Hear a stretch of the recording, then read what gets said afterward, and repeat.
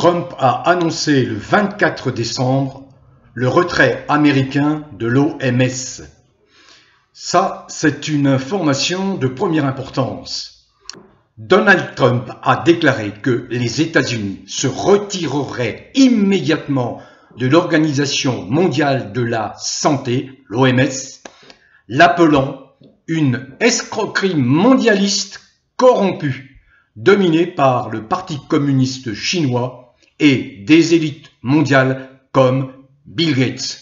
Alors c'est une information de la première importance, car vous savez que l'OMS, dont le siège est à Genève depuis 1962, qui est dirigé par un dénommé Tedros, l'OMS a tenté, sous la pression de ses commanditaires, notamment de Bill Gates, d'utiliser, d'instrumentaliser cette fausse pandémie pour imposer une dictature sanitaire au monde entier. Il y a, je crois, 194 membres de l'OMS. Sauf que, au fil du temps, avec les révélations sur cette fausse pandémie, un certain nombre d'États se montrent de plus en plus réticents à l'idée de se priver de leur souveraineté sanitaire en cas de crise. De ce fait, depuis 2022, l'OMS a échoué à imposer sa domination mondiale.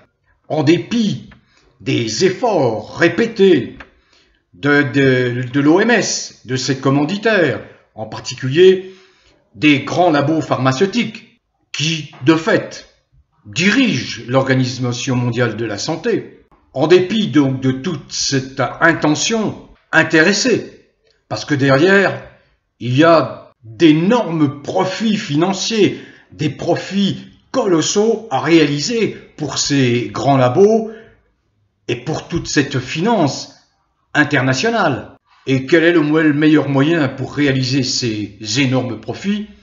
Eh bien, c'est d'utiliser l'OMS comme courroie de transmission, comme plateforme, à les limites commerciales, comme représentant de commerce.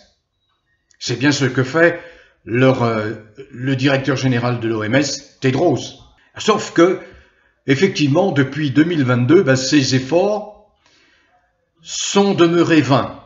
En effet, à ce jour, ils ne sont pas parvenus à imposer leur dictature sanitaire mondiale à travers deux éléments: le règlement sanitaire international, le nouveau qu'ils voulaient imposer et qui était un règlement sanitaire international extrêmement contraignant pour les États, les privant de leur souveraineté sanitaire, et un traité sur les pandémies, qui est toujours pendant, qui n'a pas été ratifié.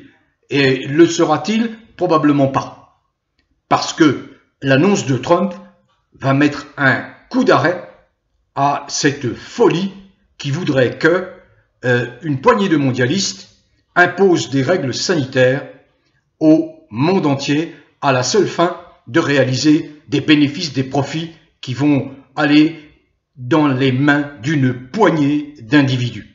En mai 2024, et le règlement sanitaire international et le nouveau traité des pandémies n'ont pas trouvé d'accord, et bien au contraire, car le règlement sanitaire international a été vidé en grande partie de toutes les dispositions qui étaient dispositions contraignantes visant à priver les États de toute latitude pour intervenir en cas de crise sanitaire.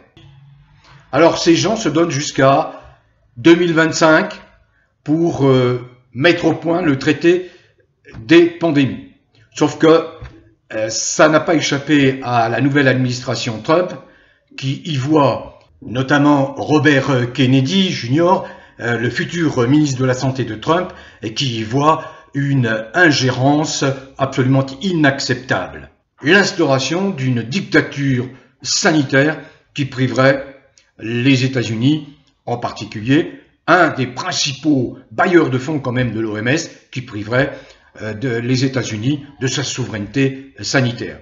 Donc c'est une nouvelle de la plus grande importance parce que imaginez bien que sur les 192-193 membres de l'OMS, beaucoup sont rétifs, beaucoup ont appris des leçons de cette manipulation merdiatique à propos de la fausse pandémie et ils ne veulent pas s'aventurer sur un terrain qui priverait leur pays de toute souveraineté en matière sanitaire. Et l'exemple des États-Unis, eh bien, va faire des émules. Voilà, c'est en cela que le retrait annoncé de l'OMS des États-Unis par Trump, sans attendre, à peine a-t-il été officiellement élu par les collèges dont c'est le rôle aux États-Unis, parce qu'il est officiellement aujourd'hui le seul président des États-Unis, à peine élu officiellement, eh bien,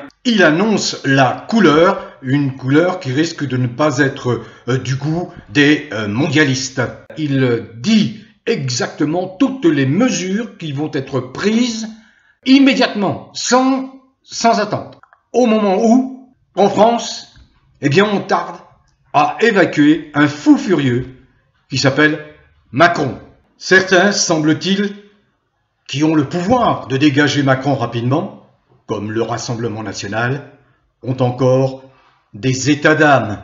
Bon vent, bonne journée à tous, prenez soin de vous, portez-vous bien et surtout, continuez à cultiver le bien-être, c'est aujourd'hui plus que jamais dans l'ère du temps. Toutes les bonnes nouvelles arrivent.